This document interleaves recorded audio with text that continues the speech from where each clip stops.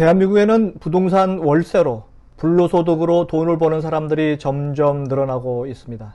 경매 혹은 부동산으로 돈을 번 사람들이 앞다투어 책을 저술했기 때문에 미투 투자자들이 넘쳐나고 있습니다.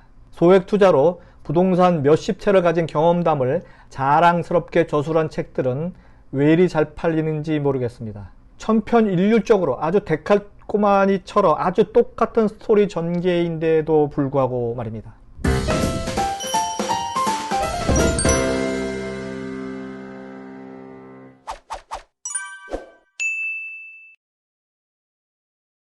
네, 안녕하세요. 유통구단 김앤커머스 대표 김영호입니다.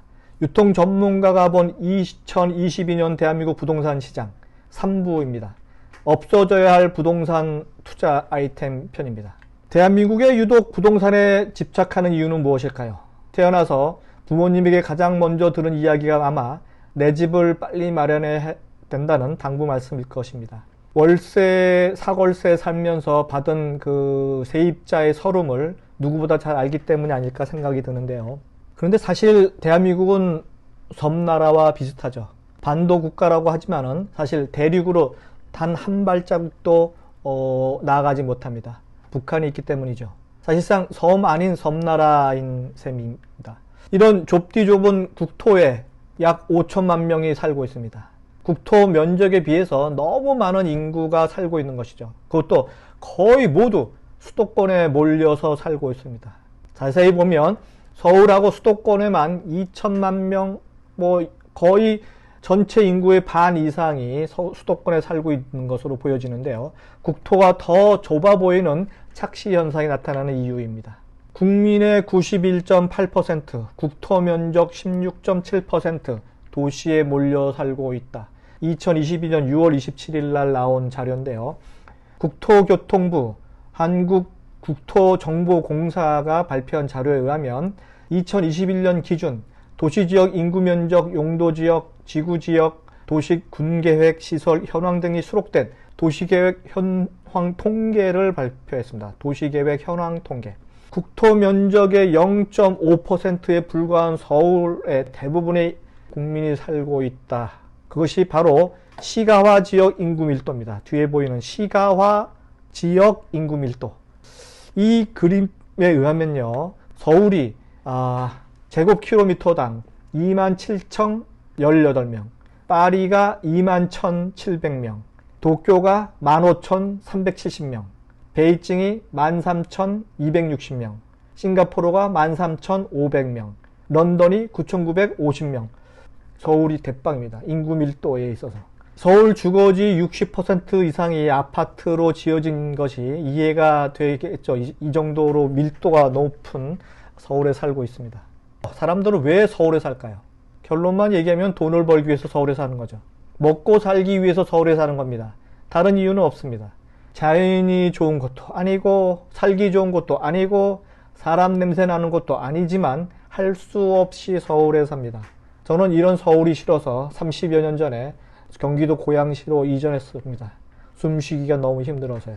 부동산으로 투자할 아이템은 참 많습니다. 빌라, 땅, 꼬마 빌딩, 오피스텔, 아파트, 재개발, 단독주택 등등등 엄청 많죠. 하지만 앞으로 절대 투자해서는 안 될, 또한 있어서도 안 될 부동산 아이템이 있습니다. 바로 BANJIHA. 2022년 8월 8일 역사적인 날이죠. 저녁부터 서울 수도권은 지옥으로 변한 날입니다. 물폭탄으로 인해서 도시 전체가 물에 잠겼습니다. 도시가 없어졌는데도 불구하고 후진 행정력은 어디에도 찾을 수 없습니다. 역사는 이렇게 적을 것입니다.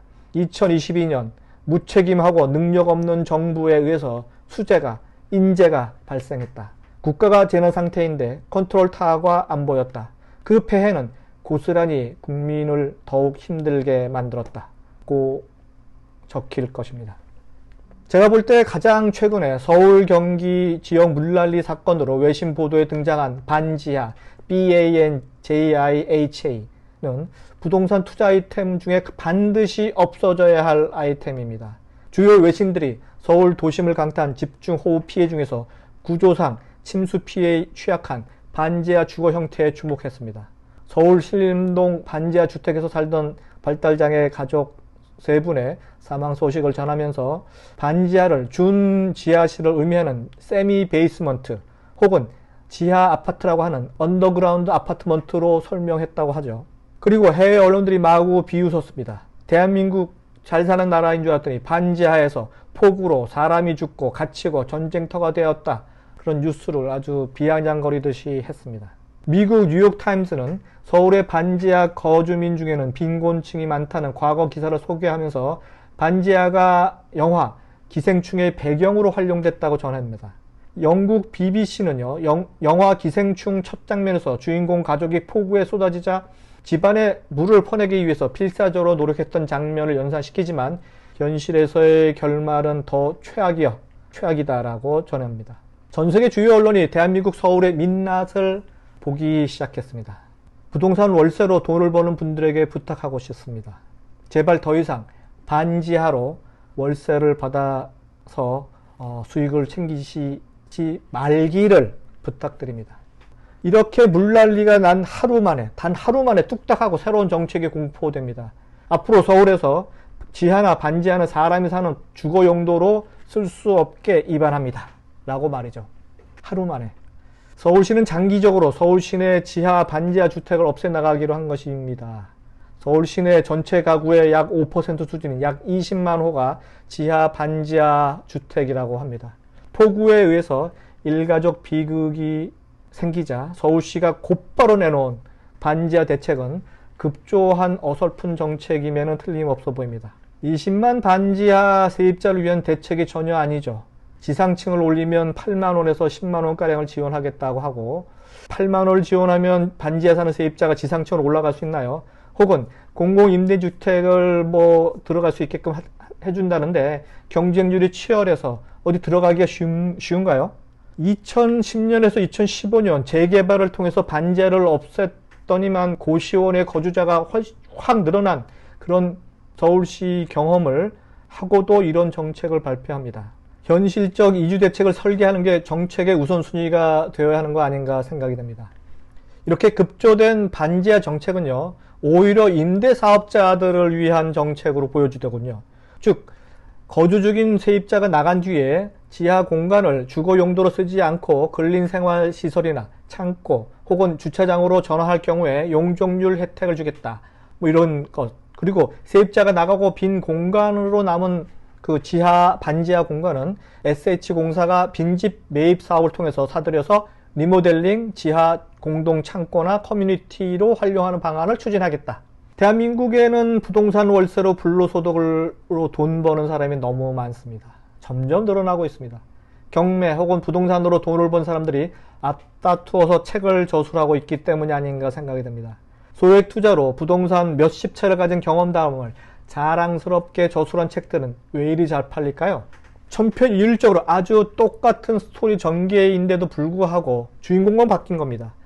그런데도 말이죠. 반지하에서 단 하루도 살아보지 않은 양반들이 만든 정책이 현실성이 있으리라 보지 않습니다. 서울특별시장님, 부디 반지하 정책은 단 하루라도 반지하에서 살아보고 입안을 하시기 바랍니다. 정말 대한민국 그중에서 서울은 참으로 살기 힘든 도시입니다. 불로소득으로 돈 번 사람들은 앞다투어 책을 쓰고 유튜브에 나와서 자랑질하는 대한민국입니다.